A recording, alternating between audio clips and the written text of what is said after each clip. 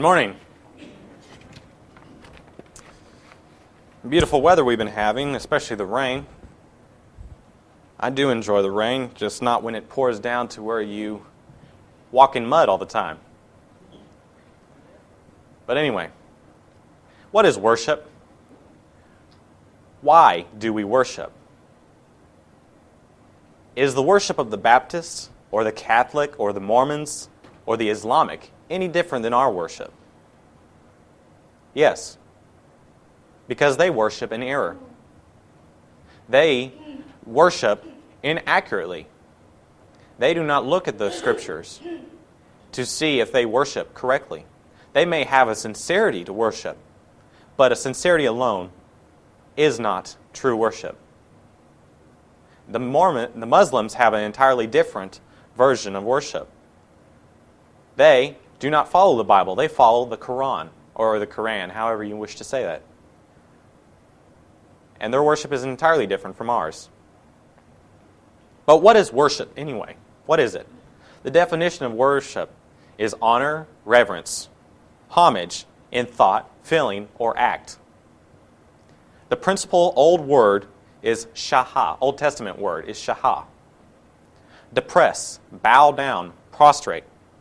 As an example, Exodus 4 and verse 31.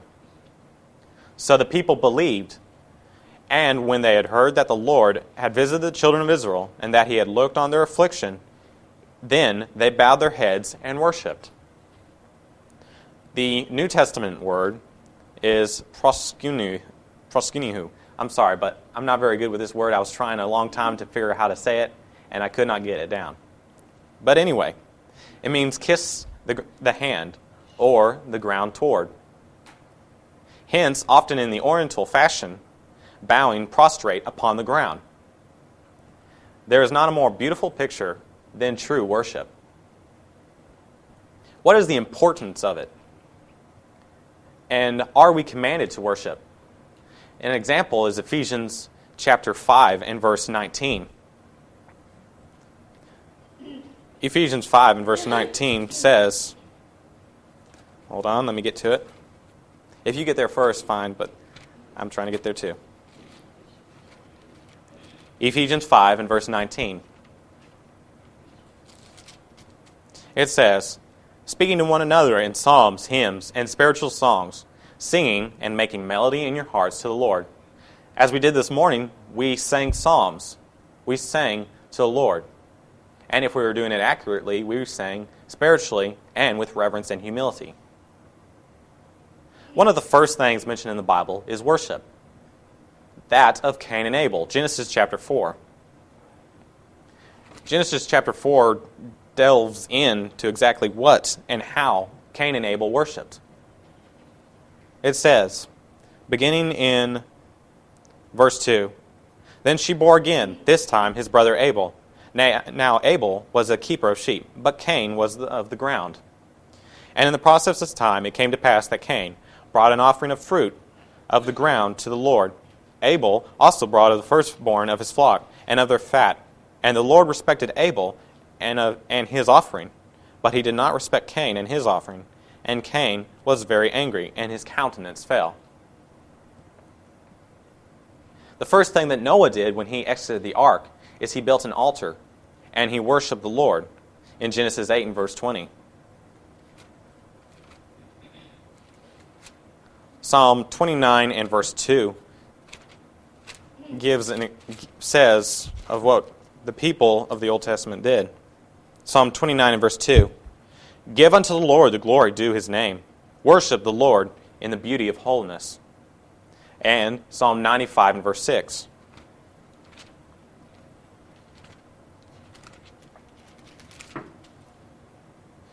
O come, let us worship and bow down. Let us kneel before the Lord, our Maker. In Matthew, when Jesus was born, Herod told the wise men to find him so that they could tell him where he was. But what did they do? They brought gifts, yes, but they came to worship Jesus. Matthew 2 and verse 2.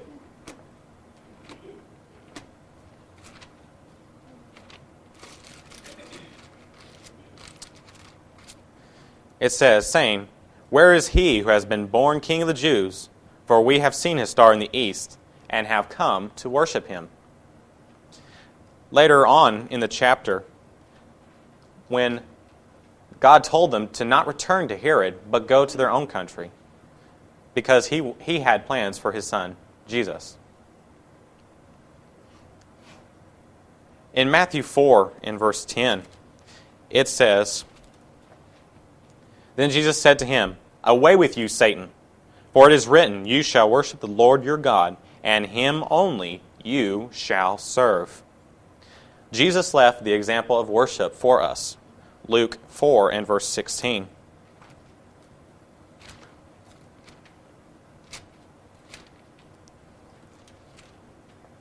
It says, "So he came to Nazareth, where he had been brought up, and as his custom was, he went into the synagogue on the Sabbath day and stood up to read." One must be a worshiper of God for his prayers to be answered. John 9 and verse 31.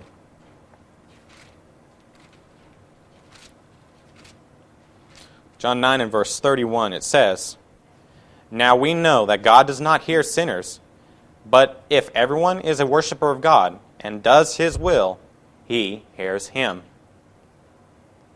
But why, then, do we come on the first day of the week to worship God? Why is the first day of the week so much different from Saturday, Wednesday, Thursday, Friday, etc.? Why is it so different? Because we are commanded to come and worship God on the first day of the week. Because on the first day of the week, Christ rose from the dead. It said it is also the Lord's day. Revelation 1 and verse 10. And like I said, Christ rose from the dead on this day. Acts 20 and verse 7. Acts 20 and verse 7, it says, "Now on the first day of the week, when the disciples came together to break bread, Paul, ready to depart the next day, spoke to them and continued his message until midnight." Here we see that Paul spoke to the people, just like I am doing now. And that they partook of the Lord's Supper, which we are commanded to do. However, the church in Jerusalem evidently had services on other days because they had additions daily. This does not mean that they partook of the Lord's Supper on every day, but that they did come together to worship with one another, just like we do on Wednesday. Jesus taught daily, Matthew 26 and verse 55. Now, it does not make much sense to say that you worship the Lord on Sunday because you love Him, but then you have no love for Him on the other days of the week. People come together to worship, but are they truly worshiping Him? Are they here with sincerity, humility, reverence? Do they know how to worship?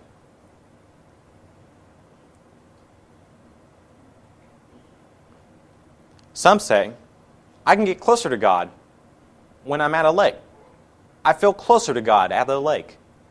Well, if that's the case, then we better build all of our church buildings by the lake, because we are commanded to worship together with one another. But remember, recreation is no substitute for worship.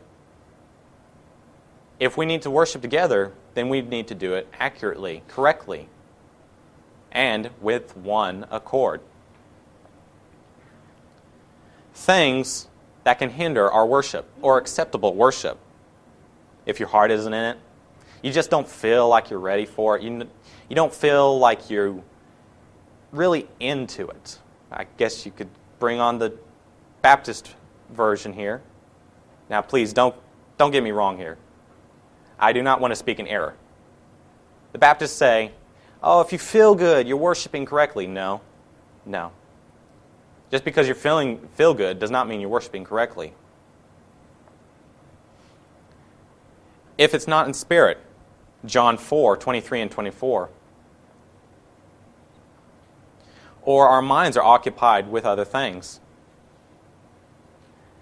When I was younger, it was very difficult for me to think about what I was doing when I was here at worship and I was worshiping, because my mind would wander. I would think of other things. I would get bored.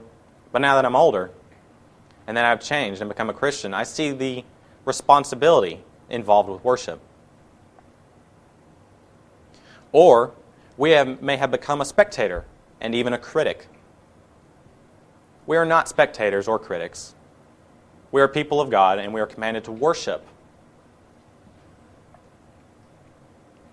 If we're not doing it according to truth,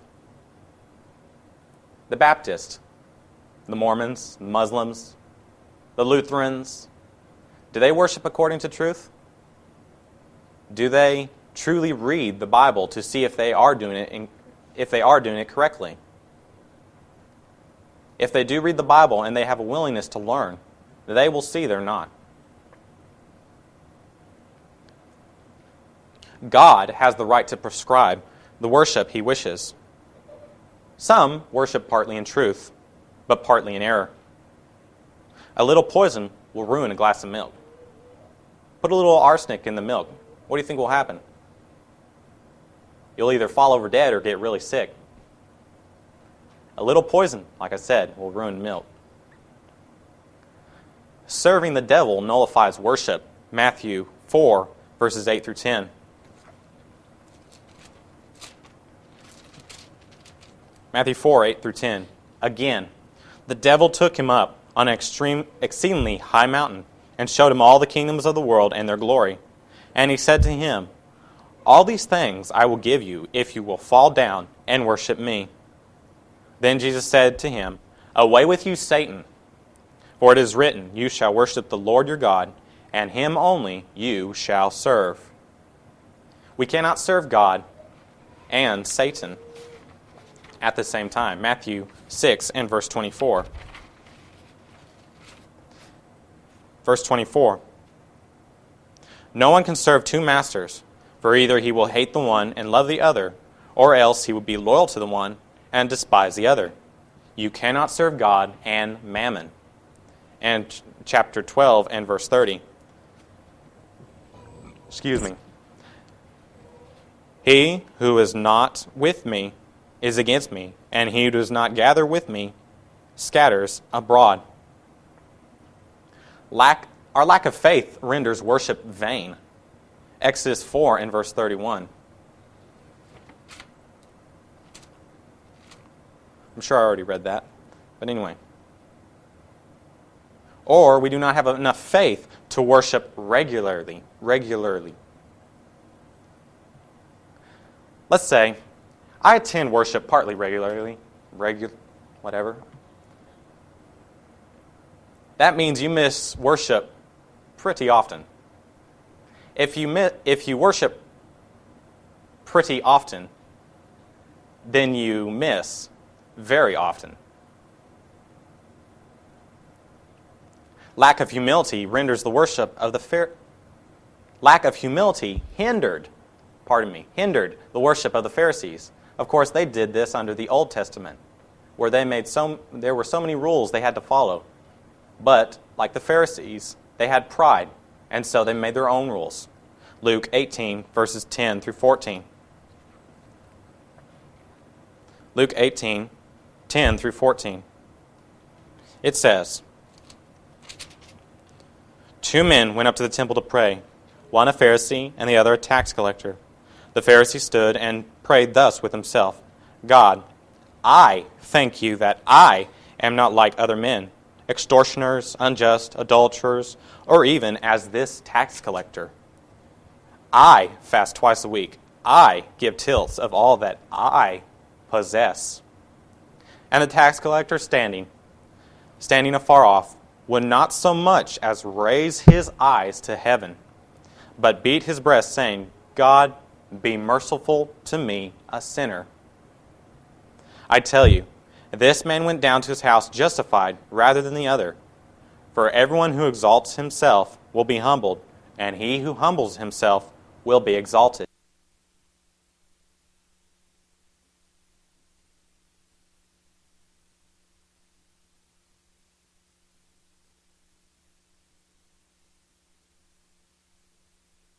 that a man, Solomon, learned over time and was given by God. Proverbs 6:16 through 19. These 6 things the Lord hates. Yes, 7 are an abomination to him: a proud look, a lying tongue, hands that shed innocent blood, a heart that devises wicked plans, feet that are swift in running to evil, a false witness who speaks lies, and one who sows discord among the brethren.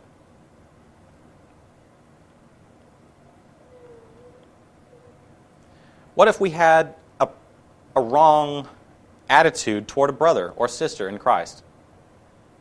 Would we, for no reason, would we be worshiping accurately?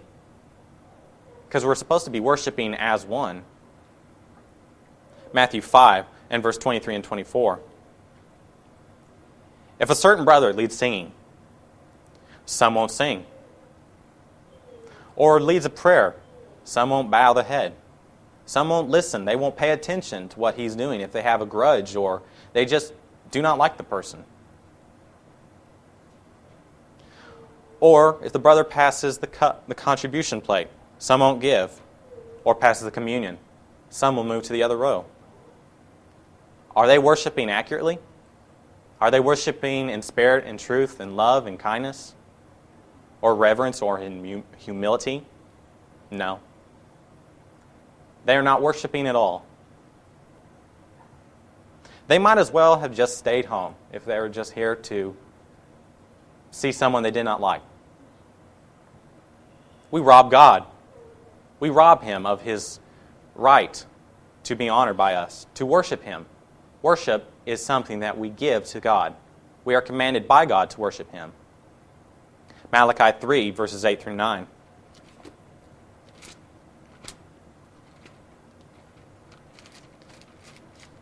Malachi 3, verses 8 through 9.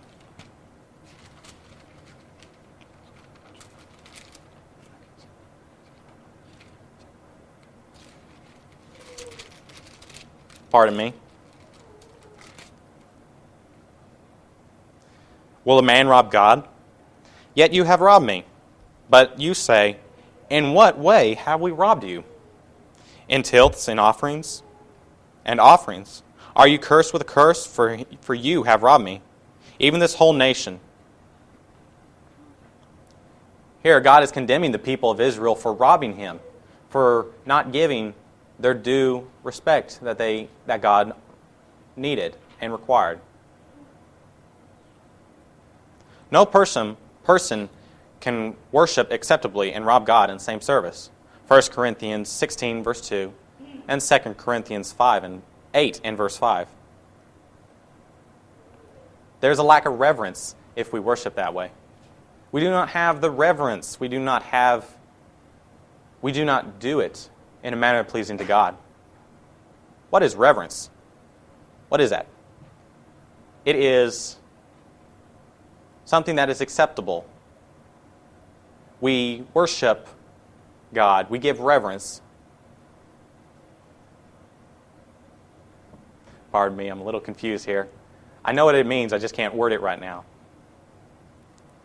1 Corinthians 11, 27 and verse 29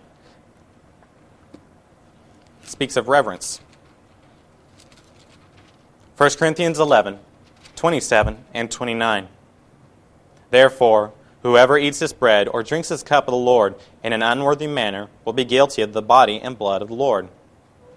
For he who eats and drinks in an unworthy manner eats and drinks judgment to himself, not discerning the Lord's body. If we worship in spirit, it will be in reverence.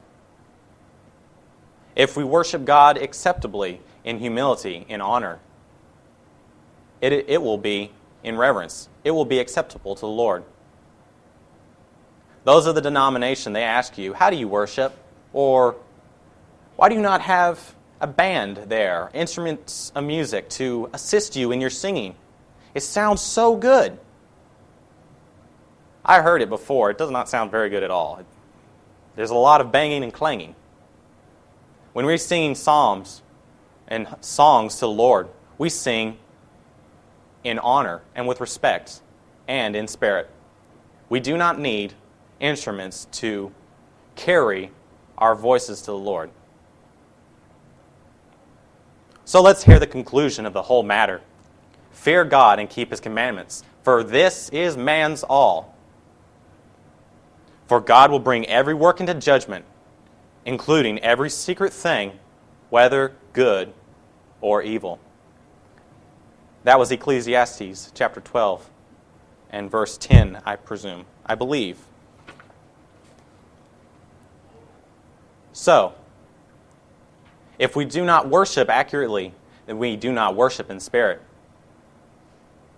Those of us who worship today, we come together, and we do these things in a manner that is pleasing unto God, and so that we all may grow in spirit and in truth.